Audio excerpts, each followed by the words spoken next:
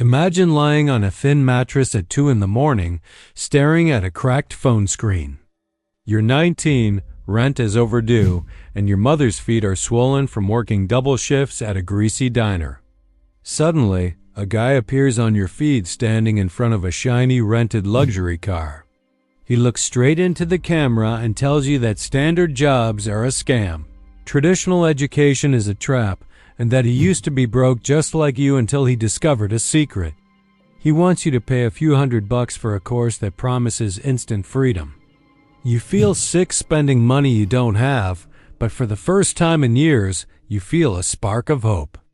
That single click starts a cycle that won't just drain your bank account, it will alter the trajectory of your entire life. You binge all 40 videos in a weekend. Most of them are just fluff about mindset, and one vaguely covers a basic internet business model. You write down every word in a cheap notebook, convinced you've joined an exclusive club. You look at the private community group where members post screenshots of massive daily earnings and luxury lifestyles. What you don't realize yet is that those screenshots are fabricated or misleading. The course wasn't designed to teach you a skill. The course was the product, and your desperation was the business plan. But instead of walking away when your store fails, you notice something else. The real profit wasn't in selling physical goods. The real profit was in selling the dream itself. By 20, you become an affiliate for the same course that took your money. You stand in front of a plain wall, recording videos on that same cracked phone, repeating the exact same lines that tricked you a year ago. You tell strangers that working a normal job is a trap, hiding the quiet guilt deep down because you need this to work. Then one video goes viral. Millions of views, thousands of comments, and 3 sales come through while you sleep. That night, something shifts inside you. You realize you don't need a great service or a real product. You just need human attention, a persuasive link, and a crowd of people who are exhausted and searching for an answer. You realize the easiest customer to convince is simply a younger version of yourself. You learn to speak in a specific rhythm, mastering words like financial freedom, passive income, and escaping the daily grind. You realize that targeting people's deepest anxieties converts far better than facts ever could. You drop out of school, rent a small room near the highway, set up a ring light, and prepare for the next step. By 22, promoting someone else's dream feels too small. You decide to launch your own blueprint. You package basic information found free online into a $200 program. You build a sleek page filled with glowing promises and borrowed revenue proofs, telling yourself that everyone in the industry does it anyway. On launch day, sales flood in. In 24 hours, you make more than your mother earns in a month. But along with the revenue comes a strange, persistent emptiness. Buyers message you complaining that the steps don't work, unaware that the model only benefits the person collecting the payments at the top. To quiet the doubts, you double the price. Recruit a partner to help run operations and showcase only the top 1% of buyers as testimonials while keeping the silent majority who failed invisible. By 24, simple pre-recorded videos aren't enough. You pivot to high-ticket mentorship, charging thousands of dollars for personal calls. You sit in your new apartment listening to stressed parents and struggling workers pour out their financial worries, handing them generic advice you read on forums earlier that morning. When someone succeeds, you take the credit for your system. When they fail, you blame their lack of effort or poor mindset. You begin selling emotional comfort to vulnerable people and calling it a life-changing service, completely blind to the fact that you have become the exact same figure who took advantage of you years ago. By 27, individual coaching calls become too exhausting. So you shift to high-ticket masterminds charging tens of thousands of dollars for access to an exclusive network. You hire aggressive sales reps who use pressure scripts designed to exploit people's fears. When a prospect hesitates, your team tells them to use credit cards.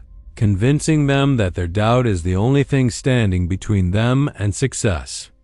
You host massive live events with loud music, flashlights, and inspiring speeches, recounting your humble beginnings on the floor of a tiny apartment, while leaving out the reality of how the business actually operates. You sell thousands of dollars in ticket sales from the stage in minutes.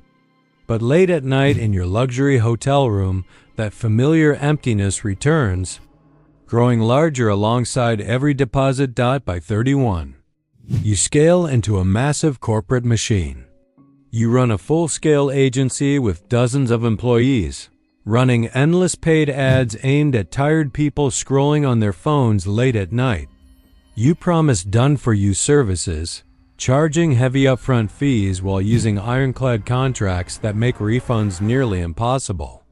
When clients complain that their investments yielded nothing, your support team sends automated boilerplates and points to the fine print.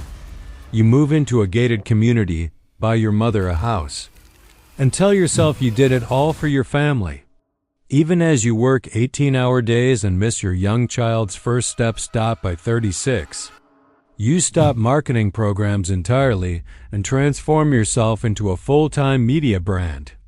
A camera crew follows your every move, filming fake vulnerability, expensive cars, and staged daily routines. You hire behavioral consultants to learn how to deepen emotional leverage over your audience, masking manipulation as inspirational leadership.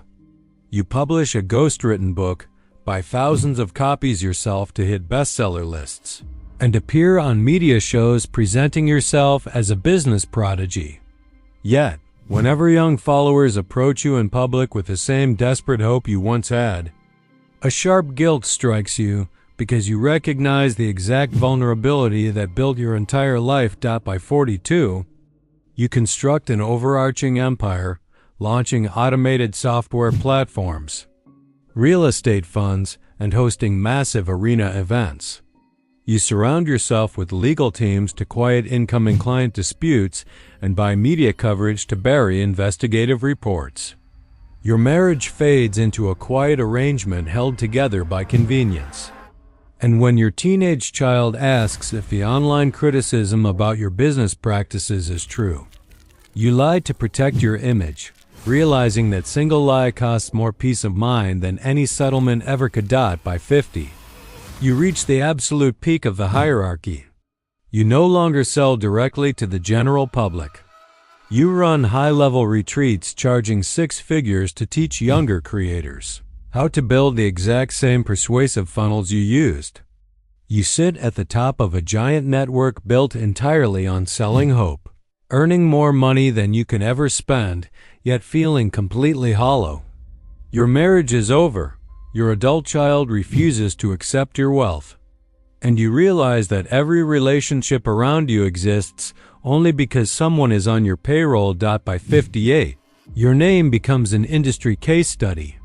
You live in a quiet glass house on a hill, watching the sun set over a world filled with people who bought into your promises. You realize that despite all the material wealth, you lost the person you used to be decades ago.